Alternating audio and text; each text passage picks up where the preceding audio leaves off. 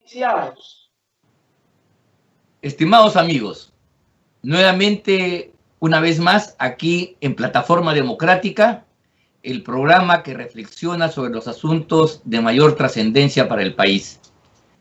Estamos en esta oportunidad sin la presencia de Víctor Andrés García Belaúnde, que por razones de fuerza mayor no nos acompaña, pero sí tenemos la grata compañía de Jessica Tapia y de Juan Cheput, así como de su servidor Ángel Delgado. Vamos a comentar lo sucedido en esta semana, no sin antes recordarles que este programa se transmite por VHTV, Cable Más y también por la plataforma de internet de la Coordinadora Republicana. Esta semana ha estado marcada sin duda por algunos sucesos importantes. Quizás el de mayor significado ha sido la exoneración de Vizcarra al salir bien librado del proceso que debió llevarlo a una prisión preventiva a juicio del fiscal. La titular del juzgado que está viendo el caso consideró que no era conveniente, y el hecho cierto, más allá de las razones jurídicas esgrimidas, es que hay personas que tienen mucha suerte o algunas otras razones, mientras que, por ejemplo, a la candidata Keiko Fujimori se le ha dictado una orden para que no pueda moverse por provincia. Vean ustedes el doble rasero que se está moviendo en estas elecciones, y eso yo creo que viene a demostrar de modo totalmente contundente que Vizcarra y el vizcarrismo tiene todavía un importante poder en el país. La salida de Vizcarra no ha significado que su poder, su red de influencias, su actuación mafiosa haya de por sí quedado descalificada. Ahí está presente, probablemente a la defensiva, probablemente no con la fuerza que tuvo anteriormente, pero creo yo que la batalla por librarnos de él y sus nefastas influencias durará todavía un largo trecho. Y estas elecciones están enmarcadas en ese ambiente, una atmósfera donde el tablero no está equilibrado, sino que desde el poder va a intentar violentarse la voluntad popular en los días que faltan. Yo quería entonces empezar conversando con ustedes, pidiéndoles su opinión acerca del clima electoral que se está dibujando, cuando el clima político, mejor dicho, el clima político, la disposición del poder, el movimiento de los actores políticos y sociales que se está moviendo cuando ya faltan apenas menos de 3 semanas para la cita electoral. ¿Cuál es este ambiente? ¿Cómo se está desplazando y moviendo? ¿Y cómo va a influir de una u otra manera en el curso de los resultados al momento de la consulta el próximo 11 de abril? Jessica, tú primero. Gracias, Ángel. ¿Cómo estás, Juan? Lamento que Víctor Andrés no se encuentre, porque como vamos a hablar también de elecciones, justamente el candidato de Acción Popular está liderando y él hubiese dado importantísima información, o por lo menos su punto de vista es sumamente válido. Pero Ángel, tú has mencionado bien, nosotros la semana pasada debatimos por varios minutos, expusimos ideas en torno a Vizcarra. Con mucha pena debo decir que mi visión estuvo en lo correcto, finalmente él quedó bien librado. Lo has expresado de una manera clara y nítida, y me imagino que quienes nos están escuchando coinciden contigo, ese doble rasero que existe en este momento en la justicia de nuestro país. Para muchos, hay que decirlo, Vizcarra ha tenido debido proceso, o para muchos Vizcarra ha sido totalmente beneficiado con el respeto a todos sus derechos, cosa que creo que no ocurre con otras personas. Tú has dado el caso de Keiko Fujimori. Aquí, por favor, no nos pongan el rótulo de fujimontesimistas o fujiapristas y que salga una avalancha de trolls luego a tratar de lapidarnos. Las cosas se hablan acá de una manera bastante clara y bastante directa. Yo no he liderado ni he militado en ningún partido político, no tengo carné partidario de ningún lado, así que con esa transparencia voy a dar mi opinión. Para mí, Keiko Fujimori está siendo perseguida políticamente, está siendo acorralada políticamente, que es lo mismo que le pasó a Alan García Pérez y que lo llevó a a tomar una decisión que me pareció lamentable. Keiko, en este momento, para quienes no lo recuerdan, tiene una investigación por la cual el pasado jueves han pedido 30 años de prisión. Para ella se dice que habría recibido más de $1 millón de la compañía brasilera de Odebrecht. Pero valgan verdades, para ser clara, Keiko Sofía, a mi entender, no ha tenido nunca un cargo de presidente de la República, no ha hecho contratos con Odebrecht, y lo que ha recibido como parte de su campaña, si bien es cierto, es totalmente cuestionable y posiblemente punible, creo que 30 es una exageración. La mujer ha estado más de 400 días privada de su libertad en una cárcel. Y ahora que está en plena campaña, le han desinflado definitivamente la llanta porque la han dejado encerrada en Lima, faltando solo 3 semanas, y ella es una de las personas que se encuentra liderando las encuestas. No voy a dar más detalles de eso porque obviamente después vamos a hablar. Entonces hay un interés enorme de que ella definitivamente quede fuera de carrera, eso es obvio, pero lo que más desnuda todo esto es ese doble tamiz que hay de nuestras autoridades en el Poder Judicial y en el Ministerio Público.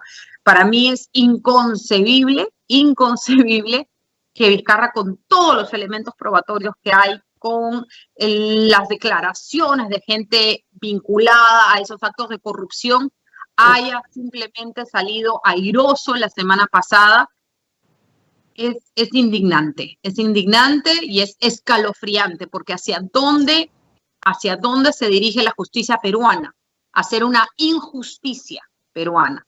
Así se le va a terminar rotulando, porque si esto sigue así, yo creo que va a haber muchas más personas que van a quedar libres siendo culpables o teniendo la presunción de culpabilidad, y muchos más que podrían tener una suerte de menos dureza en las sanciones, van a ser simplemente latigados públicamente para el deleite de a quienes les caen mal, ¿no? Porque hay que reconocer que algunas personas tienen bastante anticuerpos.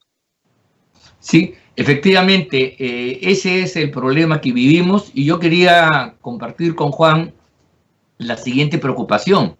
Vivimos un escenario donde este tipo de régimen que instaló el vizcarrismo, para llamarlo así de alguna manera, quizá la palabra no sea la más adecuada, pero en fin, allá los analistas que le buscarán el término correcto, esta forma de gobernar, este estilo donde la corrupción se mezcla con una política de amedrantamiento autoritario, de buscar cambiar las reglas de juego para desequilibrar el poder, y que ha llevado un poco al país a la situación en la cual nos encontramos, para lamento de todos los peruanos.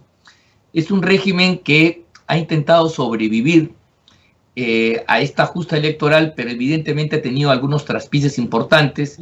Creo yo, el más importante fue la salida de Vizcarra a través del voto en el Congreso, el voto de vacancia. Sin embargo, el vizcarrismo todavía está instalado en importantes posiciones de poder.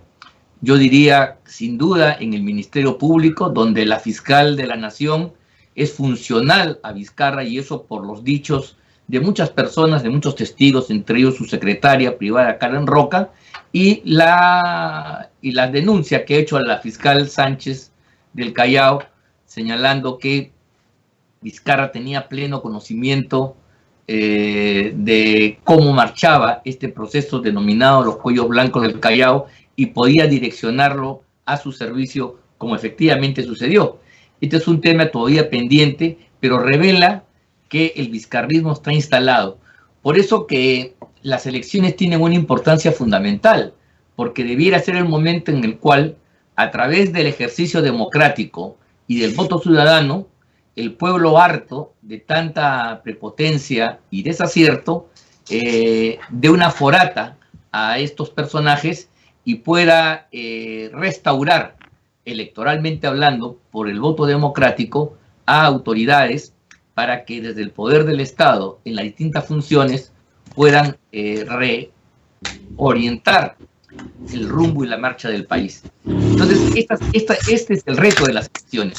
La pregunta que te hago, Juan, es si tú consideras que estando ya a pocos días de las elecciones, existe este ánimo, hay las posibilidades en las diferentes candidaturas, con los problemas y sus límites, de poder entender este mensaje y de convertirse en una fuerza que efectivamente cancele esta etapa de oprobio ominosa que hemos vivido y pueda abrir las reglas al país, destapándolo de este atoro y abriéndolo a una perspectiva completamente diferente. ¿Existe o no esta voluntad, esta visión, esta perspectiva en los distintos candidatos que están compitiendo por ocupar el Salón de Pizarro y quienes también aspiran a una representación en el poder legislativo? Esa es la pregunta. ¿Hay esa voluntad, esa conciencia, o de lo contrario son personas que de alguna manera, al no ver las cosas así, podrían ser elementos que sigan este juego perverso con otros nombres, con otras características, en otras circunstancias quizás, pero mantener este juego decrépito que ha afectado gravemente el destino, el porvenir y la marcha de la República? Gracias, Ángel. Primero que nada, un saludo a Jessica y a ti también.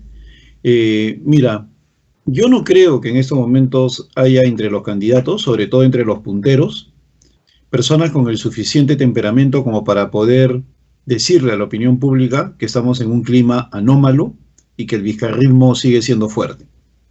Jamás se le ha escuchado una crítica a Johnny Lezcano. Yo estoy dentro de los que piensa que es el nuevo candidato del vizcarrismo, de allí la preferencia que le dan los medios de comunicación, el cero cuestionamiento a su pasado, el abandono total de la crítica a su populismo galopante durante los más de 20 años que ha estado en el Parlamento. O sea, es un individuo que tiene cero críticas, a pesar de estar en primer lugar, a pesar de ser un personaje cuestionable, a pesar de tener una trayectoria pública ambigua. A pesar de todo eso, y que su propio partido le da la espalda, él no tiene ninguna crítica. Entonces, desde mi punto de vista, se ha convertido en el nuevo niño símbolo del vizcarrismo, ¿no? Ante la caída aparatosa de Forsyth y sobre todo de Julio Guzmán. Estos dos, ¿no?, que han demostrado que no dan la talla, nunca la dieron para la presidencia de la República. Pero vemos la fuerza del Ministerio Público en el papel de otros candidatos, de Keiko Fujimori, por ejemplo. Keiko Fujimori se inhibe de criticar el sistema porque no puede, porque le está respirando en la nuca a la Fiscalía y ante el menor atrevimiento político, de inmediato le amenazan con una sanción, aparece como por arte de magia un nuevo cuestionamiento fiscal, ¿no? Cosas de ese tipo. Y en el caso de Verónica Mendoza, tenemos el hecho que, siendo su posición extrema, tampoco critica porque tiene el tema de Odebrecht, es una persona en sí misma investigada, tiene el tema de las agendas. Entonces vemos que al menos entre los punteros no hay nadie que cuestione eso. Yo coincido y escribí en el portal El Reporte una situación similar a lo que tú has planteado. El vizcarrismo sigue fuerte y es el poder de la extorsión, el poder de aquel que sabe algo o que ha trabajado con un conjunto de personas y que por lo tanto tiene un conocimiento de cosas que están detrás de cámara que no conviene que salgan a flote. Y en ese país, en el cual se ha satanizado el control político, que debe ser parte permanente del ejercicio parlamentario, o las unidades de investigación de los periódicos son especies en extinción, no hay posibilidad, pues, de ninguna manera, de poder sacar a flote qué es lo que le da tanto poder al vizcarrismo. Mira, el caso de las vacunas, la segunda lista de las vacunas, que se decía que había más de un candidato presidencial, que se decía que había parlamentarios que se habían vacunado, que se decía que muchos periodistas que defendían con ardor a Martín Vizcarra habían colocado su hombro ellos y sus familiares para ser vacunados. La lista desapareció, a pesar que Fernando Carbone la anunció para dentro de las próximas 48 horas. En 48 horas tenemos la lista completa y luego no hay lista, nunca la hubo, ¿no? Al mejor estilo staliniano, ¿no?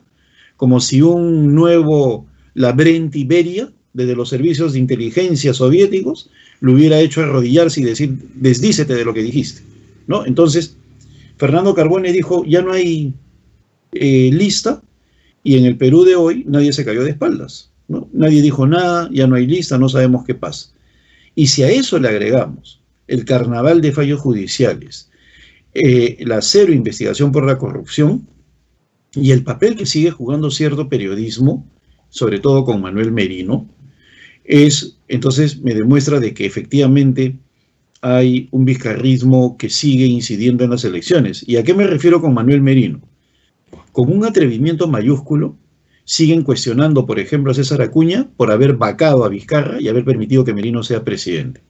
Oiga, ¿usted no se arrepiente de haber vacado a Vizcarra? Le preguntan a Acuña y le preguntan a otros personajes cuyas bancadas han estado ligadas a la vacancia de Vizcarra. Lo pregunta a Jaime Chincha, lo pregunta a Marcos Cifuentes, lo pregunta a Pamela Bertis, ¿no? Lo preguntan cuestionando una decisión autónoma del Parlamento y que permitió sacar a un ladrón de la presidencia de la República, un coimero. Y siguen atribuyéndole a la actitud de Manuel Merino constitucional una acción de golpe de Estado, ¿no? O sea, insisten en ese tema, a pesar de que no es así. Entonces, eso para mí corrobora de que existe este sistema lamentable del vizcarrismo que no quiere irse del poder.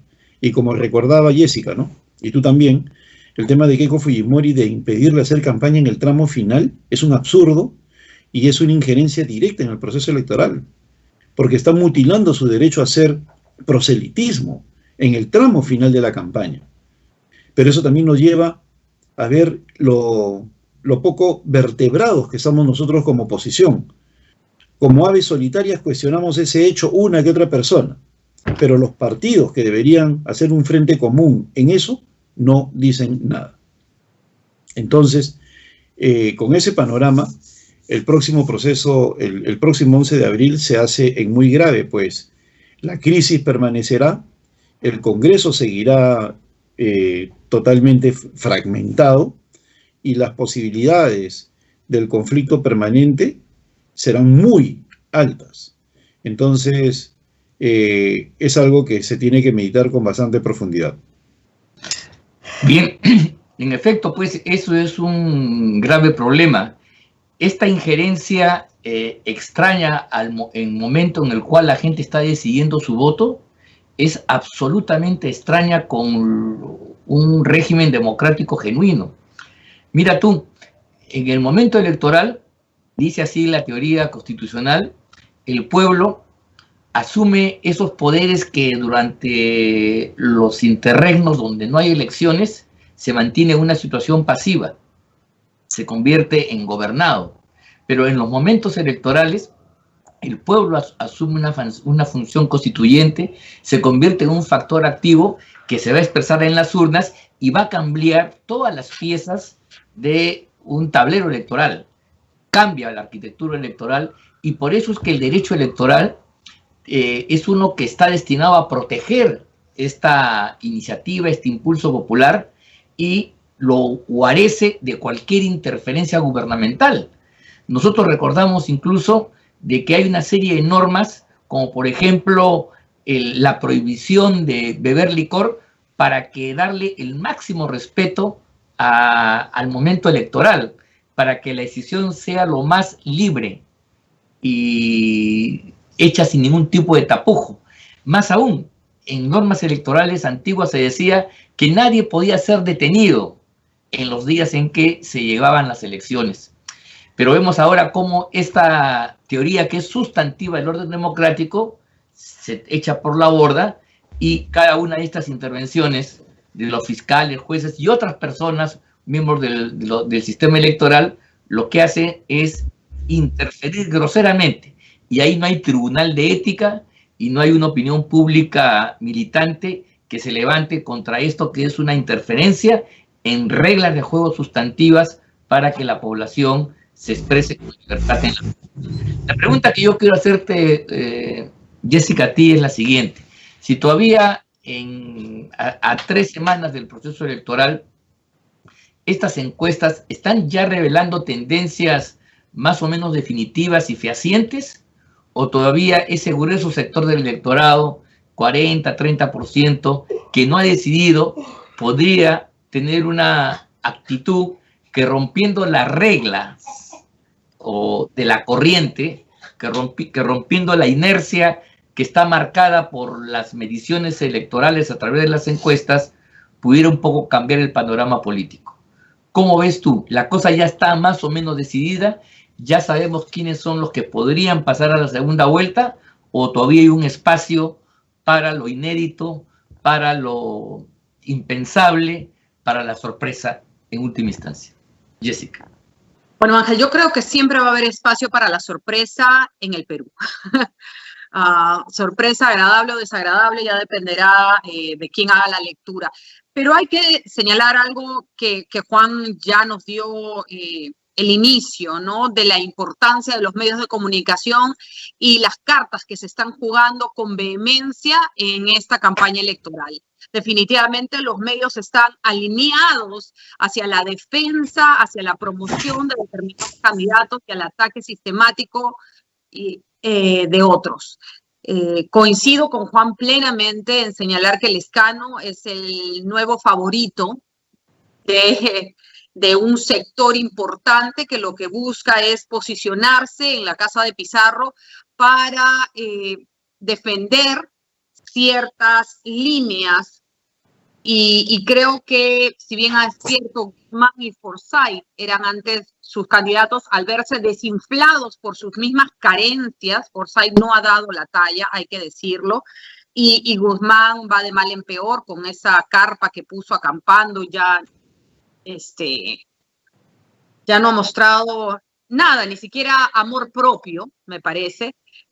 Han tenido que buscar a un nuevo peón, un nuevo alfil en este juego de ajedrez, porque las campañas políticas es eso, la búsqueda electoral de llegar a la presidencia es eso, es un juego de ajedrez y todos mueven sus fichas a la mejor manera o de la manera que consideran más inteligente dependiendo de las coyunturas. Entonces Lezcano ahorita les calza como le calza el zapato a la Cenicienta. Lezcano es un personaje que definitivamente tiene trayectoria política, está bajo la sombrilla de un partido de prestigio, aunque el partido le haya dado la espalda, eso no todos los peruanos necesariamente conocen o tienen información de los cuestionamientos que se puedan ver debajo de la alfombra, dentro de cada casa, y es alguien que ya demostraron las encuestas, por ejemplo, la última de Datum, sobre la cual muchos estamos conversando, que es un personaje que a pesar de tener las sombras sobre su gestión parlamentaria y otros cuestionamientos, le ganaría a todos los demás en segunda vuelta, y eso es importantísimo. Yo creo que los medios de comunicación, quienes manejan los intereses nacionales y que desean verse librados de muchas cosas, han visto en él un alfil de grandes potencialidades. Gana, según las encuestadoras, a todos. Entonces yo creo que sobre él, como ha dicho bien Juan, no van a recaer cuestionamientos de ninguna clase en absoluto. No vemos eso, mientras que a otros se les expulga realmente a profundidad. Sorpresas sí pueden haber. Los segundos y terceros lugares están todavía muy pegados. Rafael López Aliaga, Keiko Fujimori y Forsyth se están peleando, pero los tres, si uno analiza las encuestas, yo no sé si el público que nos ve tiene la posibilidad de acceder a ellas con totalidad o simplemente ve los titulares en los medios de comunicación. Si uno se pone a analizarlas, se da cuenta que ellos tienen prioritariamente su bolsón de votantes en tres grupos totalmente diferentes, por ejemplo, de edades. Forsyth, la mayoría de sus votantes son mayores de 18 años, muy jovencitos, que ven en él capaz el ejemplo de lo que quieren seguir, ¿no? El político joven que tiene nuevas ideas, que va a crecer en el camino, va a aprender mientras que va ganando años y va ganando experiencia, le disculpan sus errores y sus fallas de vocabulario y de conocimiento, porque como ellos pues están aprendiendo en el camino. Mientras tanto, López Aliaga está de los mayores entre 25 y 35 años, ¿no? Gente que ya armó familia, que posiblemente apela a su discurso de valores, de tradicional, que es gente que tiene capaz hijos pequeños o hijos en edad escolar. Entonces, que apunta a otro bolsón importante también. Mientras tanto, Keiko va mayores de 45. O sea, mi grupo. O sea, mi grupo, que es gente que ya ve con otros ojos y recuerda capaz el gobierno de su padre, ha visto los beneficios, ha nacido en lo que yo digo, mi generación, ¿no? Los que vivieron los estragos del terrorismo y han salido del terrorismo y han logrado ver los beneficios. Entonces yo creo que los tres tienen bolsas diferentes, entonces sí puede haber cambios, porque pueden, según lo que ocurre en estos días, conquistar bolsones de otro lado, ¿no? Mendoza y Hernando de Soto hacen la batalla día a día. Yo creo que Mendoza, por lo que he leído, le fue más o menos aceptable dentro de ese triste debate que hubo en un medio de comunicación. Hernando de Soto está también moviendo sus fichas. Entonces, yo creo que todavía no hay nada definido. Yo no hablo de mi percepción. Si yo tuviese que votar en primera vuelta, estoy ahí evaluándolo. Lamentablemente el COVID me lo está impidiendo porque estaba en mis planes, pero yo creo que va a haber todavía algunos movimientos, creo yo, para arriba o para abajo de algunos candidatos. Yo creo personalmente que Forza va a bajar un poco, creo que Keiko también, creo que López Aliaga puede subir un poco, Hernando de Soto puede subir un poco, Acuña debería subir un poco. Recordemos que hay todavía 46% de la población que está pensando su voto, todavía no lo ha definido, es altísimo, 46%, que puede cambiar su punto de vista de un momento a otro, ¿no? Entonces, sí, Ángela, tu pregunta, yo creo que va a haber todavía algo de movimiento, pero el tiempo se acorta, la brecha se va haciendo chica y los últimos 15 días, todavía faltan 3 semanas, pero los últimos 15 días, ahí sí ya vamos a tener clara quiénes podrían ser los 3 primeros que están ahí dando la lucha, ¿no? Sí, así es en efecto, Jessica. Este electorado, más ahora en esta época donde sus angustias están en otro lado, están en la preocupación para no contagiarse, en conseguir oxígeno o simplemente en buscar trabajo porque la familia lo ha perdido y los ingresos han caído, son razones suficientes para que la política no sea pues hoy día el principal objetivo de sus preocupaciones. Eso es importante decirlo para un sector bastante grueso de la población. Pero hemos estado hablando de candidatos favoritos. Yo quería recordarles a ustedes que candidatos favoritos siempre ha existido en todo proceso electoral y ha sido hasta cierto punto normal, y luego normal entre comillas, de que los distintos medios se alineen con un candidato a otro. Eso pasa en otros países también. Lo hemos visto en las elecciones últimas en Estados Unidos, donde hay medios que apoyan una candidatura y otros que apoyan la contraria. Eso es parte del juego, no hay una neutralidad absoluta. Pero el supuesto de ello es que el aparato del Estado, ¿no?, es un espacio neutro que va a ser ocupado por una u otra posición desde la cual va a desarrollar una determinada política a favor del país. Y eso es lo que está en disputa. Pero cuando se habla de favoritismo en el Perú, el día de hoy, no estamos en esa situación. No estamos apoyando a candidatos simplemente por los programas, las propuestas interesantes que puedan traer o no, sino que aquí hay un favoritismo que está en función del statu quo político determinado. Esto es, la configuración del poder que se ha venido armando en los últimos años, y eso que por no tener otro vocablo más aceptable, le estamos llamando vizcarrismo, incluso vizcarrismo sin Vizcarra, ese vizcarrismo que ya tiene un estilo, una forma, ciertas características que empiezan a ser distinguibles en el espacio político, es el que desde el poder pretende reproducirse. Y vemos que entonces que la actuación de otros actores, por ejemplo, es clarísimo la actuación del Ministerio Público, ¿no?, cómo da tratos diferenciados. Es claro los medios de comunicación. Y es claro que probablemente en el jurado de elecciones también haya el mismo ritmo. Entonces, ¿qué cosa quiero decir acá? Y esta es la pregunta para ti, Juan. El favoritismo a favor de determinados candidatos no se hace en función a sus programas, sino en función a la oferta de continuidad con lo establecido, con el vizcarrismo preexistente. Eso es lo terrible. Por eso es que pueden intercambiar. Ellos tuvieron al comienzo un set de candidaturas por los cuales podrían apostar. Se les ha ido cayendo una a una. Se cayó primero la de Guzmán con el ascenso de Sagasti, eso es clarísimo. La candidatura de Salaverry nunca ha aprendido realmente, salvo en la perspectiva de poder que el lagarto ingrese al Parlamento para poder defenderse mejor y manipular.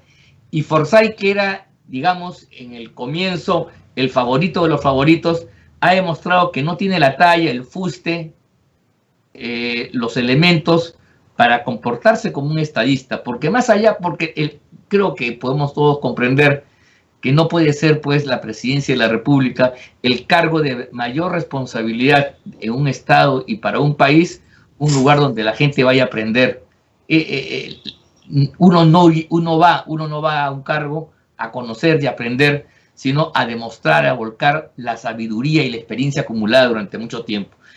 Al caer eso, entonces, empiezan a reciclarse por el lado de Lezcano, y en eso creo que compartimos nuestro punto de vista. Pero lo que yo quisiera que comentes tú es esto que estamos aquí señalando, la vinculación, la relación entre un apoyo de los medios, de las encuestadoras, hacia un favorito que resulte funcional, que resulte compañero y que permita reproducir el sistema que se ha instalado acá en los últimos años en la vida política y que le estamos poniendo convencionalmente el nombre de vizcarrismo para poder entendernos. ¿Está existiendo esto, Juan, a tu juicio? ¿Hay esa relación entre el favoritismo y la reproducción de este régimen nefasto que inauguró el señor Vizcarra hace unos años atrás?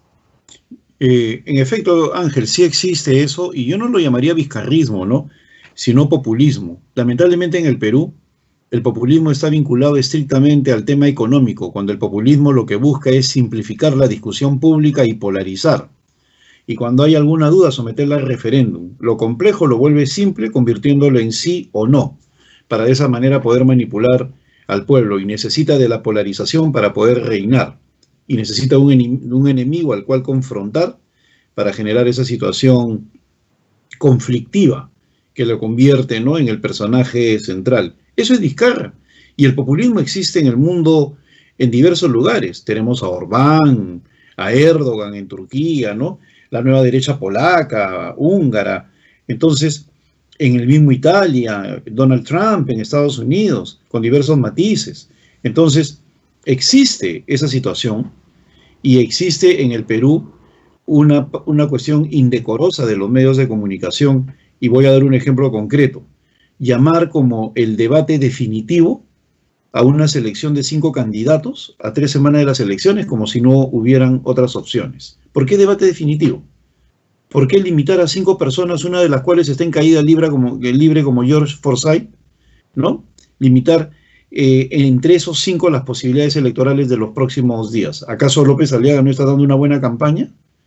¿Acaso Acuña no está creciendo lenta pero sistemáticamente?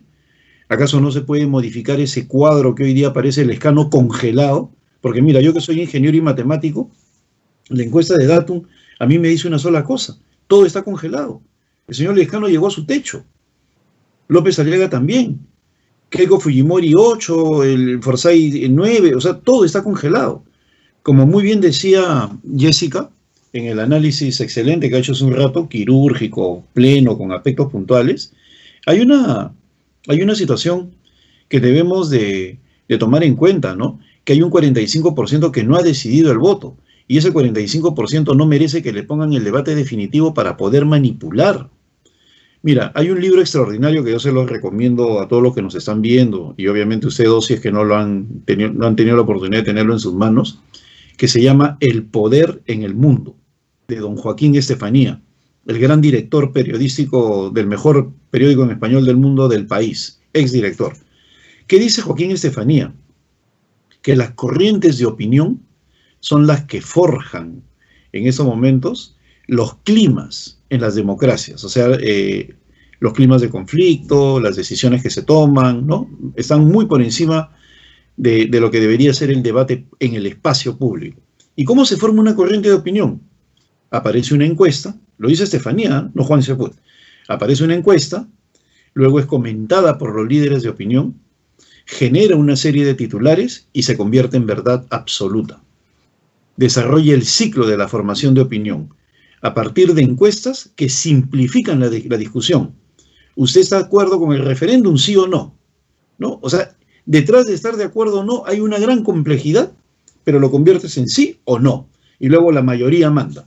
Y luego salen por ahí 3 o 4 opinólogos, algunos de ellos consultores del gobierno, a decir, sí, tiene razón, hay que hacerle caso al pueblo, y ¡buah!, ¿no? Se cierra el Congreso, no hay Senado, no hay reelección, cuestiones complejas se convierten en simplificación de la verdad.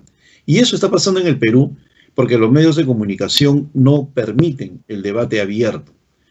Si hubiera debate abierto, no hubiera existido Vizcarra, así de simple, porque se lo hubiera cuestionado, se hubiera advertido. Tampoco las mentiras de Massetti hubieran sido permanentes, porque son tan evidentes que hubieran sido cuestionadas. Entonces, el daño que están haciendo los medios de comunicación en este tiempo es realmente gigantesco, porque están manipulando a la opinión pública.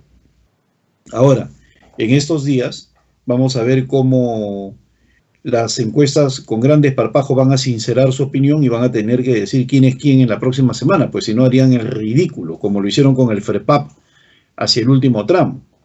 Y yo creo en ese sentido que la situación va a cambiar. Johnny Lescano, el nuevo niño mimado del vizcarrismo, no creo que prospere. Está al nivel de Forsyth o de Guzmán, ¿no? Una mediocridad conceptual impresionante que nos debería llevar a un tema especial, ¿eh? ¿Cómo en el Perú del siglo XXI, un Perú con fundamentos económicos, con crecimiento sostenido, etcétera, etcétera, personas como George Forsyth o Julio Guzmán pueden ser candidatos y nadie se cae de espaldas? En Chile o en Colombia hubiera sido imposible que sean candidatos, por hablar de dos países vecinos. Personas sin trayectoria, sin conocimiento de lo público, sin talante, sin personalidad, inmaduros, sin experiencia, con un lenguaje pueril, aspiran a la presidencia, al máximo cargo y nadie los cuestiona. Mira cómo estamos en términos sociales. Mira lo terrible que le está pasando al Perú.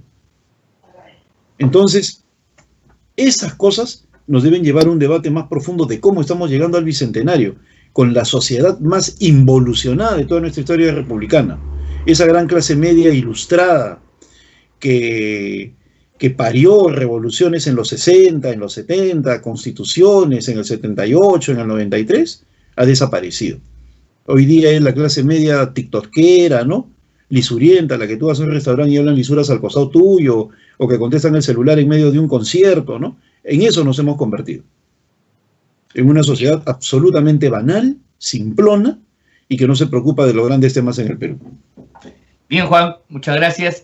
Sin duda son temas pues sustantivos que merecerían un análisis de fondo y espero tener oportunidad de volver sobre ellos, porque repito, ahí está la clave de los problemas que tiene el país de fondo. Yo quería agradecer... Sí, perdón. Ángel, discúlpame que te corte, pero yo creo también que es importante que para cerrar hagas un comentario sobre la situación de Astete versus Sagasti, porque como bien ha dicho Juan, el problema de los peruanos es el bajísimo nivel que tenemos en este momento de indignación. Realmente estamos acostumbrados, ya parece, a que nos vean la cara, y la gente no dice absolutamente nada. El toma y daca entre la ex ministra de Relaciones Exteriores y el presidente de la República, siendo la ex ministra que ha presentado incluso un WhatsApp de prueba en donde, por ejemplo, Sánchez Checa dice en ese WhatsApp que el presidente sabía, es una muestra clara de que los peruanos se dejan realmente sorprender y solo basta con que alguien les recite un poema, una fracción, una línea de un poema y aún no cree que estamos viendo al Salvador del país. Entonces, yo creo que tienes que cerrar diciendo algo de eso, porque esta investigación continúa y si bien es cierto, solo le quedan 125 días a Sagasti y nadie lo va a sacar porque sería ya la debacle nacional, pero realmente es sorprendente e indignante lo que está pasando en el Perú.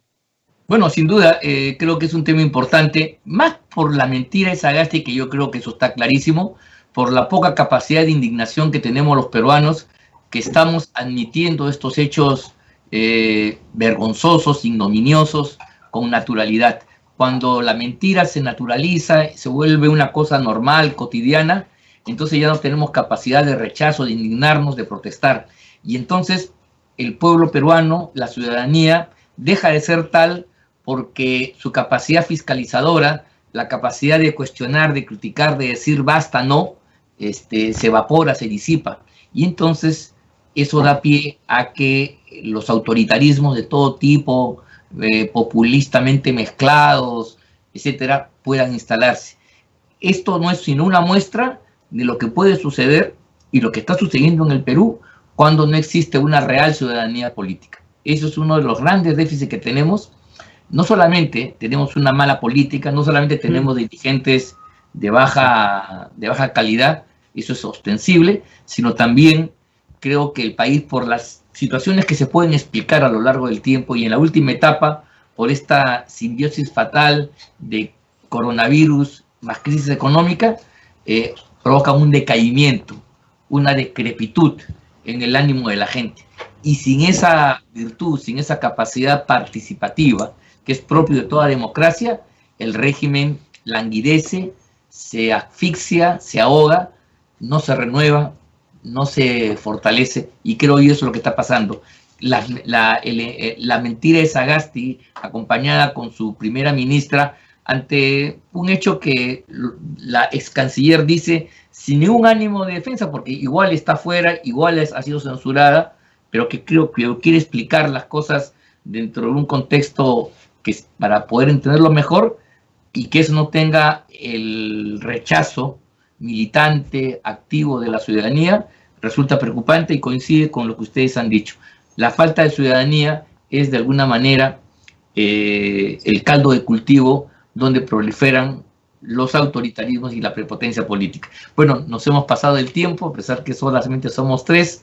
Este es un tema que vamos a volver sin duda, son los temas de fondo que tenemos que analizar y comprender, y yo simplemente les agradezco a todos ustedes la presencia, la participación, saludar sus comentarios y despedirme del público que nos sigue, agradeciéndoles su preferencia y diciéndoles que estaremos con todos ustedes la próxima semana para seguir analizando y comentando los problemas más trascendentes del Perú. Muchas gracias.